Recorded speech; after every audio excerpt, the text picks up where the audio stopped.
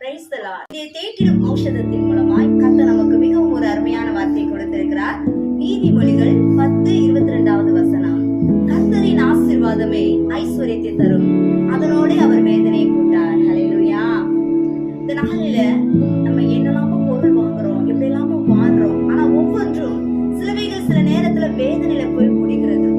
அது ஒரு வேலையில இருக்கிற ஒரு உயர்வானாலும் சரி, அது எந்த காரியமா இருந்தாலும் சில நேரம் அது வேதனையில போய் முடியுது. ஏன்டா அந்த காரியத்தை நம்ம செய்தோம், ஏன் இந்த வேலைக்கு வந்தோம், ஏன் இப்படி சொல்லி அந்த நிலையை குறித்து குறை கூறி முறுமுறுத்து கொண்டு இருக்கும். ஆனா கர்த்தரிடத்துல இருந்து வருகிறதான ஒரு திடீர் என்கிறதான வருகிற ஒரு வெகுமதி, ஒரு நன்மை, ஆச்சரியமான ஒரு நன்மை, அது கிடைக்கும் பொழுது அது எப்படி இருக்கும் தெரியுமா? ஆசீர்வாதமா இருக்குமா. அது நிமித்தம் நான் சந்தோஷப்படுவோம், அது நிமித்தம் நமக்கு ஒரு சமாதானம் இருக்கும். அது ஒரு நாளும் வேதனையை தராது. அந்த ஆசீர்வாதத்தை கொடுக்கிறார் என்றால் அதனோடு அவர் வேதனையை கூட்டவே மாட்டார்.